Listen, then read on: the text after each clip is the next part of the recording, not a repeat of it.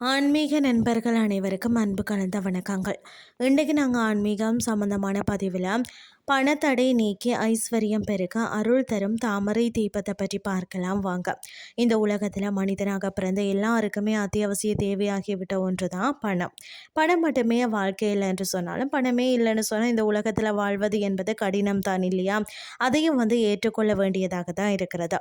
ஒரு வீட்டில் செல்வங்கள் தொடர்ந்து சேருவதற்கு அங்கு மகாலட்சுமியின் அனுக்கிரகம் தேவை. வருமான தடை நீங்கி பொருளாதாரம் உயர்ந்து செல்வமழை பொழிய செய்யக்கூடிய ஒரு அற்புத எளிய பரிகாரத்தை பற்றி பார்க்கலாமா வாங்க. வாழ்க்கையில எல்லா குணநலங்களையும் பெறுவதோடு மட்டுமல்லாமல் பணம் பொருள் எனும் செல்வங்களையும் பெறுவதற்கு மகாலட்சுமியின் அதாவது கடைக்கண் பார்வை நம் மீது பட வேண்டும். காலையில் பிரம்ம முகூர்த்த நேரத்தில் எழும் நபர்களுக்கு இயல்பாகவே மகாலட்சுமியின் அனுக்கிரகம் கிடைக்கிறது.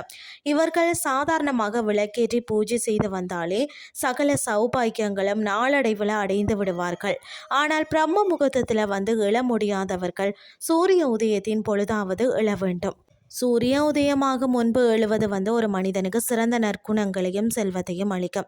சூரிய உதயத்தின் போது எழுந்து வாசலில் கூட்டி பெருக்கிட்டு பச்சரிசி மாவால் கோலம் போட்டுட்டு உங்கள் பூஜை அறையில் ஒரு சிறிய பெட்டியில் உங்களிடம் இருக்கக்கூடிய பணத்தில் கொஞ்சம் பணத்தை வைக்கணும். அதனுடன் மல்லிகைப்பூ சிறிதளவு, பிறகு ஏலங்காய் 2 எடுத்துக்கோங்க, பச்சை கைப்புறம் கொஞ்சமும், சந்தனக்கட்டி 1, மற்றது வில்வ இலை இதெல்லாம் வச்சுக்கொள்ளணும். பிறகு மகாலட்சுமி படம் வச்சு அதற்கு முன்பாக 2 குத்து விளக்குகளில் 5 முகத்திரி இட்டு எண்ணெய் ஊற்றி அல்லது நல்லெண்ணெய் ஊற்றி தீபத்தை ஏற்றணும்.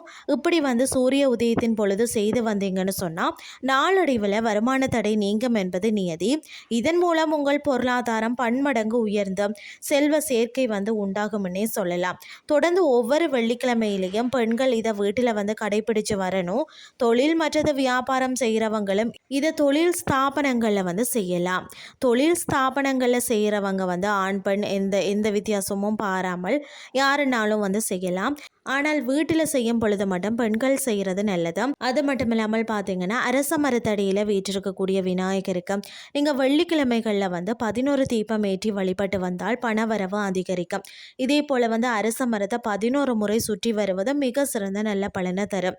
வெள்ளிக்கிழமை தோறும் பார்த்தீங்கன்னா குபேர விளக்கில் தாமரை திரியிட்டு விளக்கேற்றி வந்தாலும் குபேரனின் அருள் கிடைக்கும். வெள்ளிக்கிழமையில் விரதம் இருப்பதும் மிகவும் விசேஷமானது. தொடர்ந்து ஒருவர் வெள்ளிக்கிழமை விரதத்தை கடைபிடிச்சு வந்தாலே லக்ஷ்மி, முருகன், சுக்கிரன் ஆகிய மூவரின் அருளையும் நாம பெற்றுக்கொள்ளலாம்.